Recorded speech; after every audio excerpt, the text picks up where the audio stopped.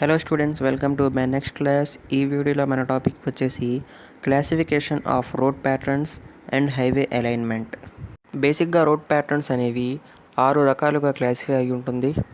So మనకి ఇక్కడ screen పైన 6 రకాలు ఏంటో డిస్ప్లే అయ్యి ఉన్నాయన్నమాట.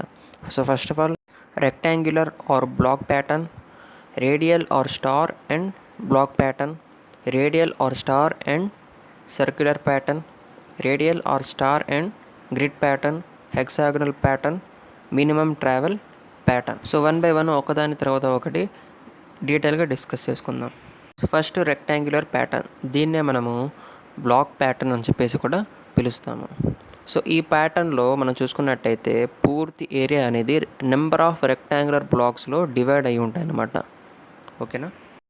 ఈ రెక్టాంగులర్ ప్యాటర్న్లో ఏ విధంగా ఉంటుందంటే స్ట్రీట్స్ అనేవి రైట్ యాంగిల్స్ దగ్గర ఇంటర్సెక్ట్ అయి ఉంటాయన్నమాట ఆ రెక్టాంగులర్ బ్లాక్స్కి.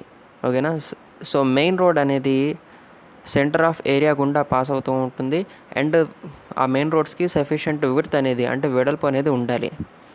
అండ్ బ్రాంచ్ రోడ్స్ ఏవైతే ఉంటాయో అంటే మెయిన్ రోడ్స్ని కనెక్ట్ చేసే విధంగా కనెక్ట్ చేయడానికి ఉండే రోడ్స్, యూస్ చేసే రోడ్స్ని బ్రాంచ్ రోడ్స్ అని చెప్పేసి అంటాము. అవి కొంచెం నేరోగా ఉన్నా కానీ పర్వాలేదు, మెయిన్ రోడ్స్ మాత్రం సఫిషియంట్ విడ్త్తో ఉండాలి. ఓకేనా. ఇంకా మెయిన్ రోడ్ అనేవి అవుట్ సైడ్ ద సిటీ, ఒకవేళ సిటీ అవుట్స్కట్స్ దగ్గర మనం అప్రోచ్ అవ్వాలంటే వాటికి మెయిన్ రోడ్స్ అనేవి చాలా ఎసెన్షియల్గా హెల్ప్ఫుల్గా ఉంటాయి. ఇన్ఫ్యాక్ట్ మెయిన్ రోడ్స్ అంటేనే సిటీ యొక్క అవుట్ సైడ్ రీజియన్కి మనం యాక్సెస్ అయ్యే విధంగా డిజైన్ చేయబడతాయో అటువంటి వాటిని మెయిన్ రోడ్స్ అని చెప్పేసి అంటాము. ఈ ప్యాటర్న్ ఒక అడ్వాంటేజెస్ మనం చూసుకున్నట్టయితే వీటి వల్ల ఒక లాభం ఏంటంటే ఈ రెక్టాంగులర్ ప్లాట్స్ అనేవి మనం నెంబర్ ఆఫ్ రెక్టాంగులర్ బ్లాక్స్గా కన్స్ట్రక్ట్ చేసుకోవచ్చు అన్నమాట. ఇక అక్కడ మనం కన్స్ట్రక్ట్ చేసుకునే బిల్డింగ్స్ ఒకదాని వెనకాల ఒకటి ప్లేస్ చేసుకుంటూ మనం దాని ముందు సైడు అంటే బిల్డింగ్ ముందు సైడు మనం రోడ్స్ని ఉంచుకోవచ్చు. ఆ విధంగా మనము number of buildings with accessible to main roads ఈ విధంగా మనం కన్స్ట్రక్ట్ చేసుకోవచ్చు. అంటే మనకు కన్స్ట్రక్షన్ చేయడానికి, మెయింటెనెన్స్ చేయడానికి ఈ ప్యాటర్న్ అనేది చాలా సూటబుల్గా కన్వీనియంట్గా ఉంటుంది. అండ్ ఈ ప్యాటర్న్ మెయిన్గా సిటీ రోడ్స్ ఏవైతే ఉంటాయో వాటికి సూటబుల్గా ఉంటుంది, వాటికి ఎక్కువగా మనం అడాప్ట్ చేస్తూ ఉంటాము. కాకపోతే ఒక లిమిటేషన్ ఏంటంటే, ఒక డిసడ్వాంటేజెస్ వచ్చేసి ఏంటంటే ఈ ప్యాటర్న్ వచ్చేసి ఇంటర్సెక్షన్స్ దగ్గర కన్వీనియంట్గా ఉండదు. ఎందుకంటే వెహికల్స్ క్రాస్ అయ్యేటప్పుడు ఒకదానికి ఒకటి ఫేస్ చేస్తూ ఉంటాయన్నమాట. అంటే ఫర్ ఎగ్జాంపుల్ రైట్ యాంగిల్లో ఎవరైతే ట్రావెల్ చేసి వస్తున్నాడో అతను నాకు కనపడడు అనమాట. నేను ఒకవేళ స్ట్రైట్ రూట్లో ట్రావెల్ చేస్తూ ఉంటే అతను నాకు కనపడడు. సో కాబట్టి ఇదొక డిసడ్వాంటేజ్. వెహికల్స్ ఏమవుతాయి ఇంటర్సెక్షన్ దగ్గర ఒకదాన్ని ఒకటి ఫేస్ చేస్తాయి అనమాట. So rectangular or block pattern ఒక ఎగ్జాంపుల్ వచ్చేసి చండీగఢ్లో రెక్టాంగులర్ ప్యాటర్న్ యూస్ చేస్తారు రోడ్స్ కోసం. Next radial or star and block pattern. ఈ ప్యాటర్న్లో ఏమవుతుందంటే ఏదైతే సెంట్రల్ బిజినెస్ ఏరియా ఉంటుందో ఓకేనా, దాని నుంచి రేడియేట్ అయిపోతూ ఎంటైర్ ఏరియా అనేది నెంబర్ ఆఫ్ రోడ్ నెట్వర్క్స్గా డివైడ్ అయిపోతుంది. మనం ఇక్కడ చూసుకున్నట్టయితే నెంబర్ ఆఫ్ రోడ్స్ ఉన్నాయి, రేడియల్ రోడ్స్ ఉన్నాయి. ఎందుకంటే ఇది రేడియల్ ప్యాటర్న్ కాబట్టి అక్కడి నుంచి వెలువడే రోడ్స్ని మనం రేడియల్ రోడ్స్ అని చెప్పేసి పిలుస్తాము. అండ్ ఇంకోటి ఏంటంటే ఈ రేడియేటింగ్ మెయిన్ రోడ్స్ మధ్యలో ఆ పూర్తి ఏరియా అనేది బిల్టప్ ఏరియా కోసం ప్లాన్ చేసుకోవచ్చు అనమాట. మనం గమనించినట్టయితే ఆ బిల్టప్ ఏరియాని మనం రెక్టాంగులర్ ప్యాటర్న్గా ఆ బ్లాక్స్ని నిర్మించుకున్నాం. దానివల్ల ఏమవుతుందంటే స్పేస్ అనేది చాలా ఎసెన్షియల్గా యూటిలైజ్ అవుతుంది. ఓకేనా. సో ఈ విధంగా ఓవరాల్ ఈ రేడియల్ ప్యాటర్న్ ఒక అడ్వాంటేజెస్ మనం డిస్కస్ చేసుకున్నట్టయితే ఇదేం చేస్తుందంటే బాటిల్ నెక్ లొకేషన్స్ ఏవైతే ఉంటాయో అంటే రోడ్స్ యొక్క ఎడ్జెస్ దగ్గర ఎక్కువ క్రౌడ్ గ్యాదర్ అవ్వకుండా దాన్నే మనం కంజెషన్ చెప్పేసి అంటాము. ఆ కంజెషన్ ఎక్కువగా పెరగకుండా ఉండడానికి ఇది సహాయపడుతుంది. అండ్ అలాగే ఎక్కడైనా ఏ రూట్లో అయినా కానీ ఏదైనా ఈవెంట్ జరుగుతూ ఉంటుందనుకోండి, ఆ రూట్ని యాక్సెస్ చేయకుండా ఉండడానికి ట్రావెలర్స్ని అంటే వెహికల్లో వెళ్ళే వాళ్ళని ప్రివెంట్ చేస్తుంది అనమాట. ట్రాఫిక్ని ప్రివెంట్ చేస్తుంది ఈ రేడియల్ ప్యాటర్న్ అనేది. అంటే దాని అర్థము ఒక రోడ్ బ్లాక్ అయి ఉంటే, ఒక దారి బ్లాక్ అయి ఉంటే వేరే దారి కూడా మనం యాక్సెస్ చేసుకోవచ్చు, వేరే దారిలో మన ట్రాఫిక్ని మళ్లించవచ్చు. అండ్ రెక్టాంగులర్ ప్యాటర్న్లో ఒక డిసడ్వాంటేజ్ మనం చూసాం ఏంటంటే వెహికల్స్ అనేవి ఇంటర్సెక్షన్ దగ్గర ఫేస్ అవుతూ ఉంటాయి. కాకపోతే ఇక్కడ కొంచెం అపియరెన్స్ ఎక్కువగా ఉంటుంది కాబట్టి వెహికల్స్ అంత ఎక్కువగా ఫేస్ అవ్వవు అనమాట. అంటే ఏ విధంగా అయితే రెక్టాంగులర్ బ్లాక్ ప్యాటర్న్లో మనకు వెహికల్స్ ఈచ్ అదర్ ఫేస్ అవుతాయో ఆ విధంగా దీంట్లో ఫేస్ అవ్వవు అన్నమాట.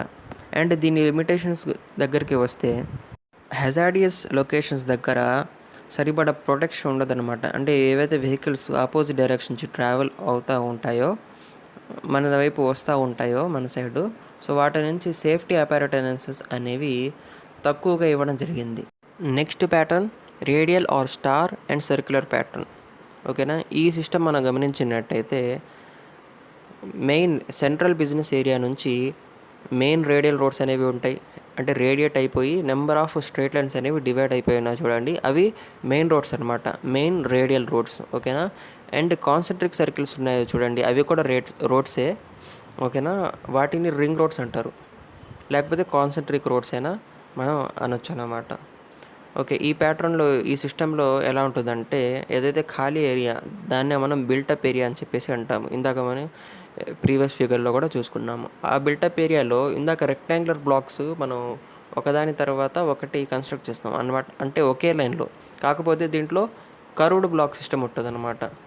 మనం ఈ ఫిగర్లో గమనించినట్టయితే బిల్డప్ ఏరియా ఎల్లో మార్కింగ్స్ ఉన్నాయి చూడండి, అవి కర్వీ షేప్లో వాటి యొక్క ప్లేస్మెంట్ అనేది ఉంటాయి. అంటే రెక్టాంగులర్ బ్లాక్సే, కాకపోతే వాటి యొక్క అలైన్మెంట్ అనేది కర్వ్డ్ సిస్టంలో ఉంటాయి. వీటి యొక్క అడ్వాంటేజెస్ మనం చూసుకున్నట్టయితే first of all most common type of crashes వచ్చేసి రైట్ యాంగిల్స్ దగ్గర, లెఫ్ట్ టర్న్ దగ్గర హెడ్ ఆన్ కొలిజన్స్ అంటే ఒకే లైన్లో ఇద్దరు ఆపోజిట్గా వస్తూ గుద్దుకోవడం అన్నమాట. ఈ విధంగా most type common accidents, crashes ఈ విధంగా జరుగుతూ ఉంటాయి. సో ఈ radial or star and circular pattern వల్ల ఏమవుతుందంటే ఇంటర్సెక్షన్స్ దగ్గర స్టాప్ సైన్స్ లేకపోతే ట్రాఫిక్ సిగ్నల్స్ అనేవి అక్కడ ప్రొవైడ్ చేయబడతాయి.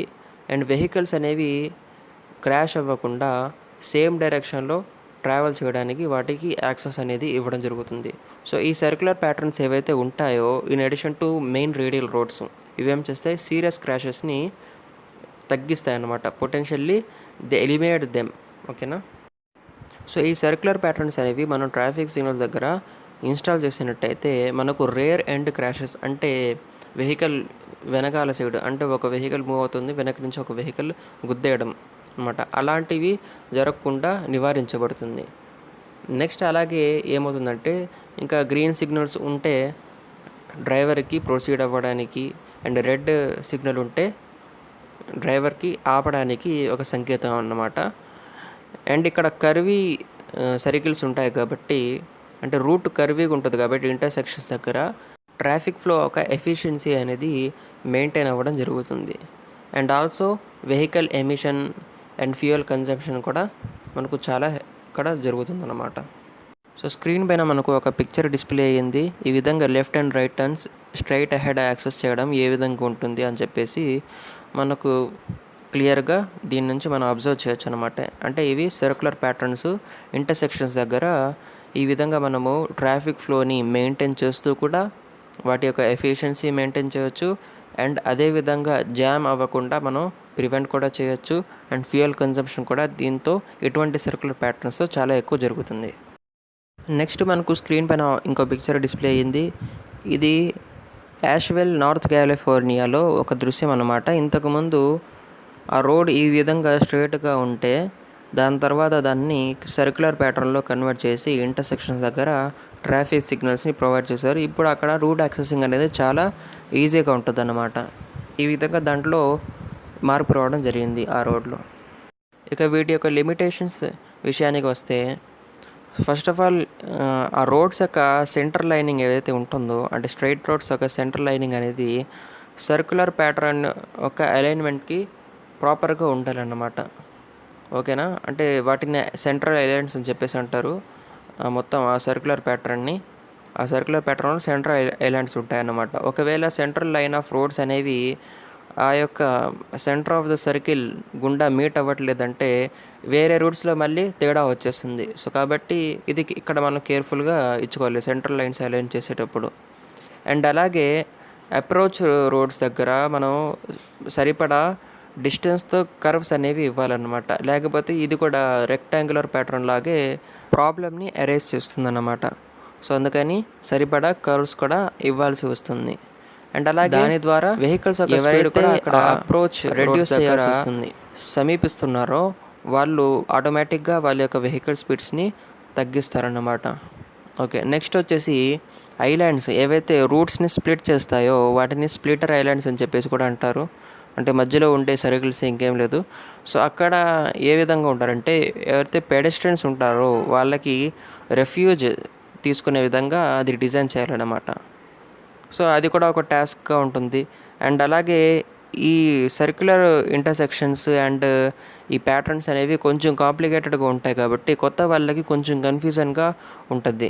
సో అందుకని మనం traffic signs, pavement markings, lightings అనేవి చాలా ఎక్కువగా మనం when compare to normal patterns దీనికి ఎక్కువగా ప్రొవైడ్ చేయాల్సి వస్తుంది.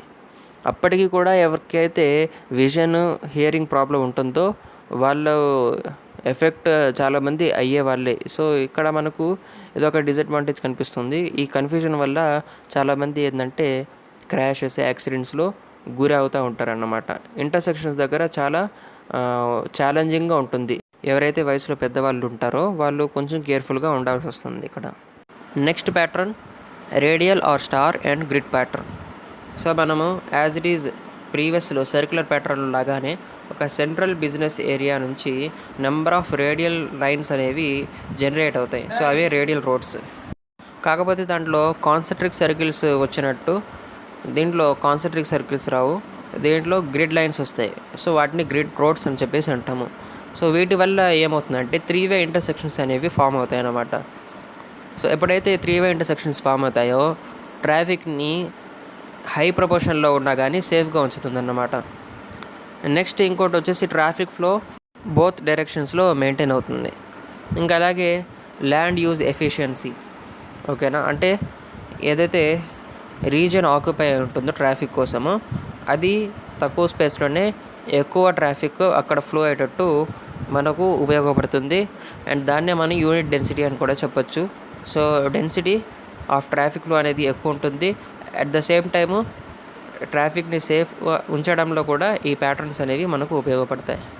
ఇకపోతే లిమిటేషన్స్ విషయానికి వస్తే ఏవైతే స్ప్లిటర్ ఐలాండ్స్ ఉంటాయో అంటే అప్రోచ్ని, ఎగ్జిట్ లైన్స్ని సెపరేట్ చేసే ఐలాండ్స్ ఉంటాయి కదా, సో ఇంటర్సెక్షన్స్ దగ్గర, సో అవి చాలా ఎక్కువగా ఎక్స్టెండ్ చేయాల్సి వస్తుంది అన్నమాట. ఎందుకంటే అక్కడ ఒకవేళ రెఫ్యూజెస్ వచ్చినా కానీ అక్కడ ఉంటారు కాబట్టి. అండ్ ఇంకోటి ఏంటంటే విజన్ కోసం కూడా, విజన్ పర్పస్ కోసం కూడా మనం ఎక్స్టెండ్ చేయాల్సి వస్తుంది. ఎందుకంటే సడన్గా టర్నింగ్ దగ్గర కొలిజన్స్ అనేవి జరగడానికి అవకాశం ఉంటుంది కాబట్టి ఐలాండ్స్ అనేవి ఎక్స్టెండ్ చేయాల్సి వస్తుంది.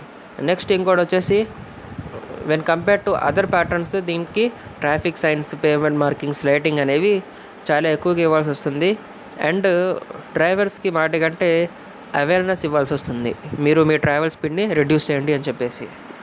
One of the example of radial or star and grid pattern వచ్చేసి నాగ్పూర్ రోడ్ పైన అనమాట. అది వచ్చేసి గ్రిడ్ ప్యాటర్న్ అజంప్షన్ పైన ప్రిపేర్ చేయబడింది, ఇప్పటికీ ఉంది. Next pattern hexagonal pattern. So hexagonal ప్యాటర్న్లో మనం స్క్రీన్ పైన చూస్తున్నట్టుగానే నెంబర్ ఆఫ్ హెక్సాగనల్ ఫిగర్స్ అనేవి ఉంటాయి. సో ఈ పూర్తి ఏరియా అనేది నెంబర్ ఆఫ్ రోడ్ నెట్వర్క్స్గా డివైడ్ అయిపోతాం అన్నమాట. ఓకేనా, so each corner of hexagon దగ్గర ఉంటే ప్రతి కార్నర్ దగ్గర 3 రోడ్స్ మీట్ అవుతాయి అన్నమాట. దీని యొక్క అడ్వాంటేజ్ ఏంటంటే హెక్సాగన్కి ఉండే సైట్స్ వల్ల 3 రోడ్స్ వచ్చేసి బిల్డప్ ఏరియా బౌండరీకి మీట్ అవుతాయి. అండ్ దీని యొక్క లిమిటేషన్స్ దగ్గరికి వచ్చేస్తే number of traffic signs, pavement markings, lightings అనేవి మనం లార్జ్ నెంబర్స్లో ప్రొవైడ్ చేయాల్సి వస్తుంది. So that the drivers are aware that they should reduce the travel speed. ఓకేనా, ఎందుకంటే ఈ లైటింగ్స్, ఈ పేమెంట్ మార్కింగ్స్ అవన్నీ మనం ప్రొడ్యూస్ చేసేవి డ్రైవర్స్ని అవేర్నెస్ క్రియేట్ చేయడానికి. Next minimum travel pattern. జనరల్గా ఒక సిటీకి సెక్టర్ సెంటర్స్ ఉంటాయి, సబ్ అర్బన్ సెంటర్స్ ఉంటాయి, నేబర్హుడ్ సెంటర్స్ ఉంటాయి. సో వాటికి సిటీ సెంటర్స్ యొక్క కనెక్షన్ చాలా తక్కువగా అవసరం ఉంటాయి అన్నమాట. అందుకని అలాంటి టైంలో ఇటువంటి మినిమం ట్రావెల్ ప్యాటర్న్స్ అనేవి ఉపయోగిస్తారు. సో దీని యొక్క అడ్వాంటేజ్ ఏంటంటే సీరియస్ క్రాషెస్ అవ్వకుండా ఎలిమినేట్ చేస్తాయి. ఎందుకంటే ట్రాఫిక్ ఫ్లోనే అంత ఉండదు. సో బోత్ డైరెక్షన్స్లో రావడం, లేకపోతే సడన్ వెహికల్స్ ఫేస్ చేయడం టర్నింగ్స్ దగ్గర, ఇలాంటివేమీ ఉండవన్నమాట.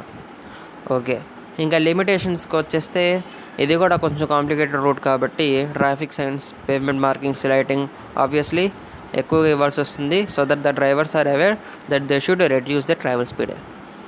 ఇంకోటి వచ్చేసి ఇంటర్సెక్షన్స్ వచ్చేసి ఓల్డర్ డ్రైవర్స్ ఎవరైతే ఉంటారో, ఎవరి విజన్ అండ్ అలాగే హియరింగ్ పవర్ అనేది అంత ఎక్కువగా ఉండదో వాళ్ళకి ఈ ఇంటర్సెక్షన్స్ అనేవి ఒక ఛాలెంజింగ్గా ఉంటుంది. అండ్ దీంతో మన క్లాసిఫికేషన్ ఆఫ్ రోడ్ ప్యాటర్న్స్ అనే టాపిక్ కంప్లీట్ అయింది. Next highway alignment. సో డైరెక్ట్గా ఇక మనం మ్యాటర్లోకి వెళ్ళిపోదాము, డీటెయిల్గా డిస్కస్ చేసుకుందాం. జనరల్గా హైవే అలైన్మెంట్ డెఫినేషన్ పరంగా చూసుకున్నట్టయితే the position or layout of a central line of the highway on the ground is called the alignment. ఓకేనా, గ్రౌండ్ పైన ఉండే హైవే యొక్క సెంట్రల్ లైన్ ఏదైతే ఉంటుందో దాని యొక్క పొజిషన్ చెప్పేదే మన హైవే అలైన్మెంట్. ఇక దాంట్లో ఏమేమి ఉంటాయి, స్ట్రైట్ పార్ట్ ఉంటుంది, హారిజంటల్ డీవియేషన్ ఉంటుంది, అండ్ కర్వ్స్ కూడా ఉంటాయి. సో పిక్చర్స్ని బట్టి మనం ఒకదాని తర్వాత ఒకటి అర్థం చేసుకుంటూ వెళ్దాము. సో ఫస్ట్ ఆఫ్ ఆల్ దీని యొక్క మ్యాటర్ గురించి కొంచెం బ్రీఫ్గా డిస్కస్ చేసుకుందాం. So due to improper alignment the disadvantages are, improper alignment ఒకవేళ అయ్యిందనుకోండి, అంటే అలైన్మెంట్ సరిగ్గా చేయలేదనుకోండి, కన్స్ట్రక్షన్ చేయాల్సిన అవసరం ఇంకా పెరిగిపోతుంది. ఎప్పుడైతే కన్స్ట్రక్షన్ అవసరం ఉంటుందో అప్పుడు మెయింటెనెన్స్ కాస్ట్ కూడా ఆబ్వియస్లీ పెరిగిపోతుంది, వెహికల్ ఆపరేషన్ కాస్ట్ పెరిగిపోతుంది, అండ్ యాక్సిడెంట్స్ కూడా అక్కర్ అవ్వడానికి అవకాశాలు ఉంటాయి. ఒకసారి రోడ్ అలైన్ చేసిన తర్వాత, కన్స్ట్రక్ట్ చేసిన తర్వాత మళ్ళీ దాని యొక్క అలైన్మెంట్ని చేయడము చాలా కష్టం. ఎందుకంటే అడ్జాయినింగ్ ల్యాండ్ అంటే దాని పక్కన ఉన్న జాయిన్ అయిన ల్యాండ్ దాని యొక్క కాస్ట్ ఆల్రెడీ, దాని స్ట్రక్చర్ కాస్ట్ అనేది ఆల్రెడీ చాలా ఎక్కువగా ఉంటుంది కాబట్టి. సో అలైన్మెంట్ అనేది ఇనిషియల్ స్టేజ్లోనే మనము కరెక్ట్గా యాక్యురేట్గా చేయాలి, అప్పుడే మనకు ఎకనామికల్గా ఉంటుంది.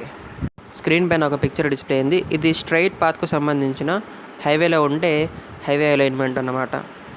అండ్ అదేవిధంగా హారిజాంటల్ డీవియేషన్స్ దగ్గర, కర్వ్స్ దగ్గర హైవే అలైన్మెంట్ అనేది ఈ విధంగా ఉంటుంది. Requirements of highway alignment. ఒక మంచి హైవే అలైన్మెంట్కి ఎటువంటి ఫ్యాక్టర్స్ అనేవి అవసరం అవుతాయి.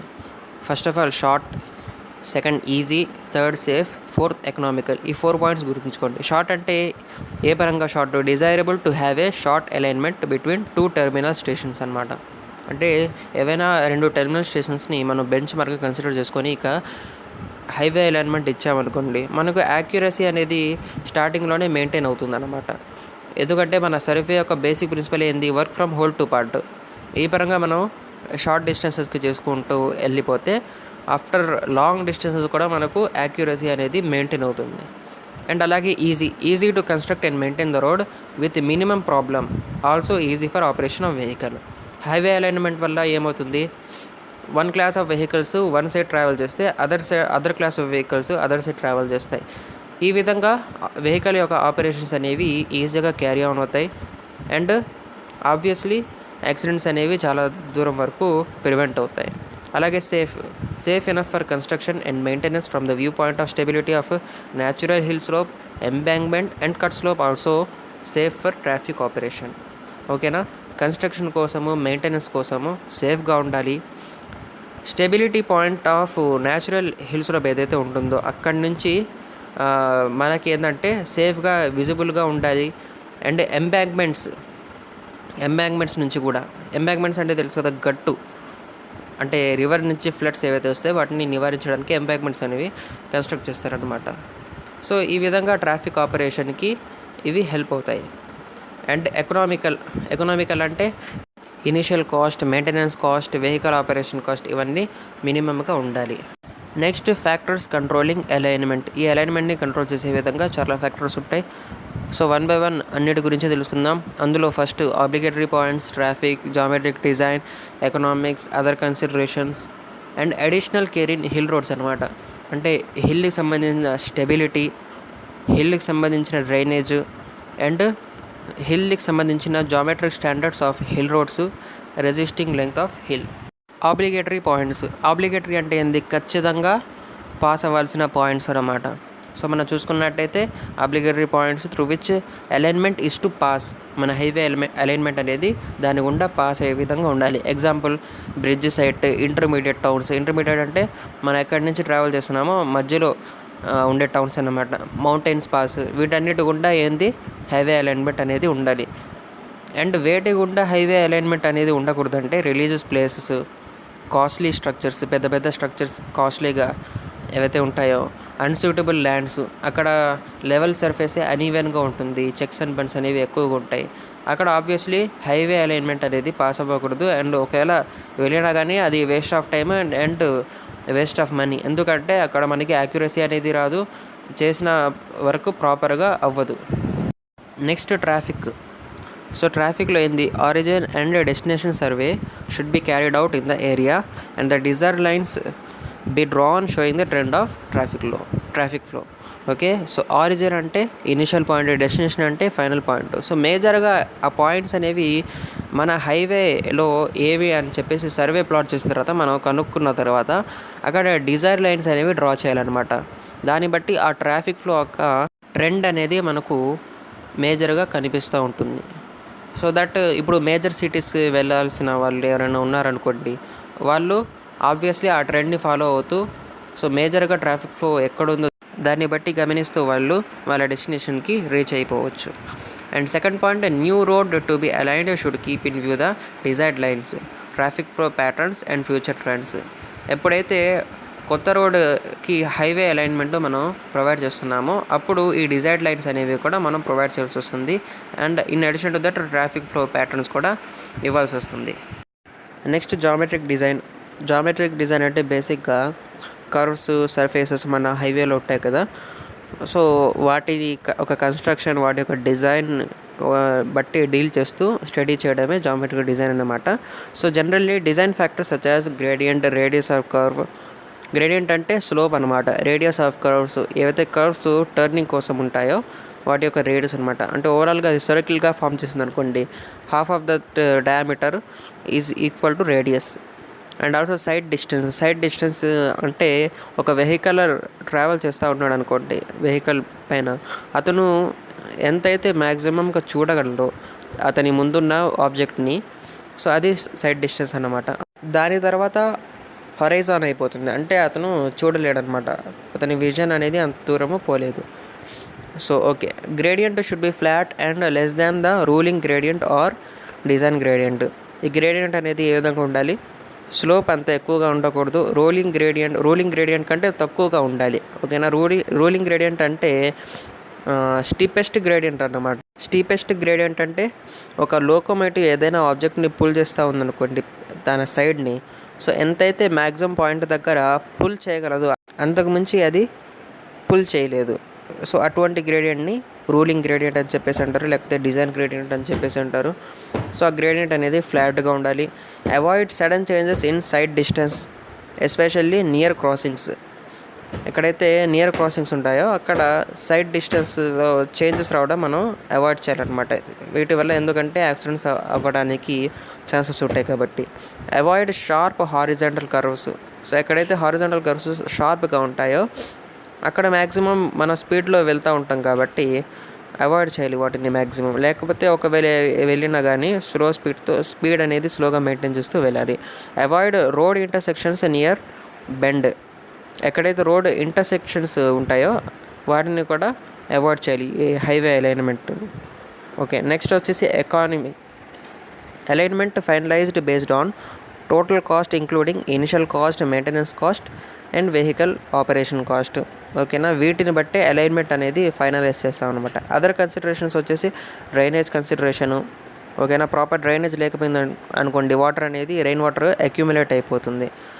అండ్ పొలిటికల్ కన్సిడరేషను, అక్కడ తరచుగా ఈవెంట్స్ జరుగుతూ ఉన్నాయనుకోండి, అప్పుడు కూడా అది అలైన్మెంట్కి సూటబుల్ వెన్యూ కాదన్నమాట. Surface water level, high flood level, ఇవన్నీ మనం కన్సిడర్ చేసుకోవాల్సి వస్తుంది. ఎన్విరాన్మెంటల్ కన్సిడరేషను, అక్కడ ఏ విధంగా ఎంత తరచుగా రెయిన్ఫాల్ అనేది అక్కర్ అవుతూ ఉంటుంది, అండ్ మన చేసిన హైవే అలైన్మెంట్ అనేది ఎంత డ్యూరబిలిటీని ఇస్తుందని చెప్పేసి ఈ ఫ్యాక్టర్స్ పైన డిపెండ్ అయి ఉంటుంది. Next factor topographical control points. So ఇక్కడ ఏమన్నాడంటే the alignment where possible should avoid passing through. అంటే అలైన్మెంట్ ఎక్కడైతే మనకు వీలవుతుందో అక్కడ మనము ఈ ప్లేసెస్లో అవాయిడ్ చేయడానికి ప్రయత్నించాలి. ఎక్కడ మార్షీ అండ్ లో lying land with poor drainage. Marshy అంటే మేజర్గా బేసికల్గా వెట్ ల్యాండ్స్ అని చెప్పేసి అనుకోండి. అండ్ పూర్ డ్రైనేజ్, ఎక్కడైతే డ్రైనేజ్ ఫెసిలిటీ ఉండకుండా అయ్యే విధంగా మన ల్యాండ్ ఉంటుందో అటువంటి ప్లేసెస్లో. అండ్ ఫ్లడ్ ప్రోన్ ఏరియాస్ అంటే ఎక్కడైతే ఫ్లడ్స్ ఎక్కువ వస్తాయో. అండ్ అలాగే అన్స్టేబుల్ హిల్లీ ఫ్యూచర్స్, ఓకేనా, స్టేబుల్గా కాకుండా ఎక్కడైతే హిల్లీగా ఉంటుందో, హిల్లీ ఫ్యూచర్స్ ఉంటాయో రోడ్స్ దగ్గర, సో అటువంటి ప్లేసెస్లో కూడా అలైన్మెంట్ అనేది మనం మ్యాక్సిమం అవాయిడ్ చేయడానికి ప్రయత్నించాలి. అండ్ నెక్స్ట్ అలాగే materials and constructional features, deep cutting should be avoided, అర్థమైందే. Next earth work is to be బ్యాలెన్స్గా మన ఎర్త్ వర్క్ అనేది చేయాల్సి వస్తుంది, లేకపోతే తర్వాత వ్యానిష్ అయిపోతుంది.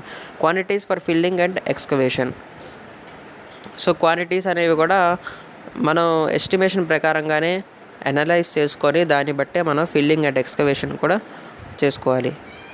Alignment should preferably be through better soil area to minimize pavement thickness.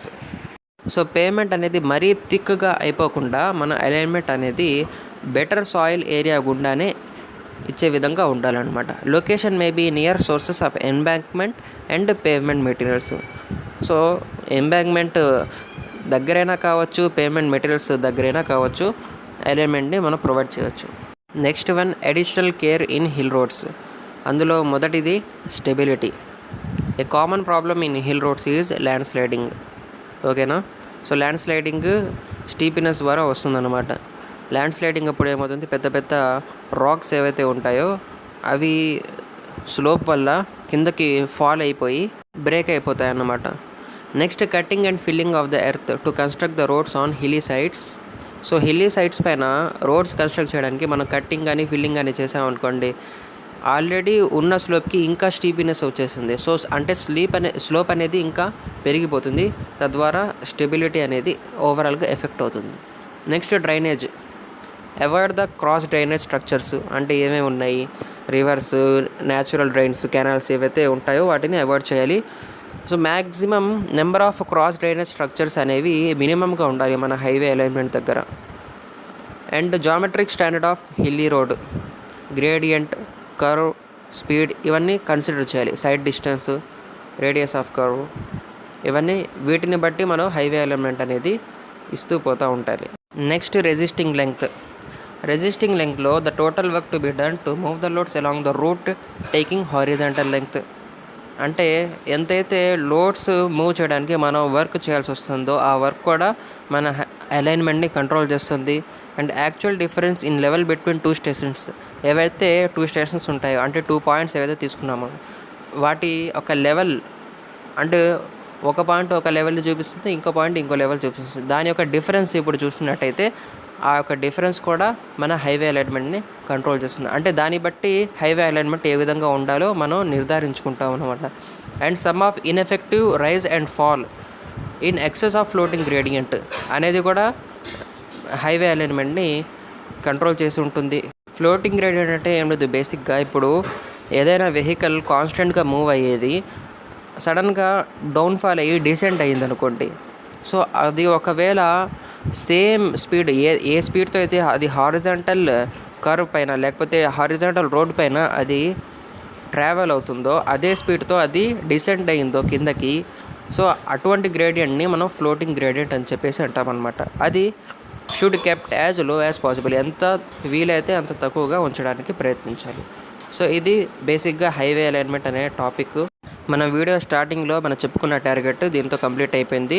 ఇంకా ఇంట్రెస్టింగ్ వీడియోస్ కోసము, నెక్స్ట్ ఇంకా కొత్త టాపిక్స్ కోసం వెయిట్ చేయండి. అండ్ అలాగే ఏదైతే నేను రోడ్ ప్యాటర్న్స్ టాపిక్ చెప్పానో నేను మ్యాటర్ దీంట్లో ఏం ప్రొవైడ్ చేయలేదు. అది నేను మీకు దాని యొక్క ఆర్టికల్, దాని యొక్క లింక్ నేను డిస్క్రిప్షన్లో ఇస్తాను. మీరు దానిపైన క్లిక్ చేశారనుకోండి, మీరు నా ఆడియో లెక్చర్ విన్న తర్వాత మీరు ఆ కంటెంట్స్ని అంటే ఆ మ్యాటర్ని చదువుకుంటే మీకు ఈజీగా అర్థమవుతుంది అండ్ మీకు ఎగ్జామ్ పాయింట్ ఆఫ్ వ్యూ హెల్ప్ఫుల్గా ఉంటుంది. సో కాబట్టి please like, share and subscribe to my channel. Thank you.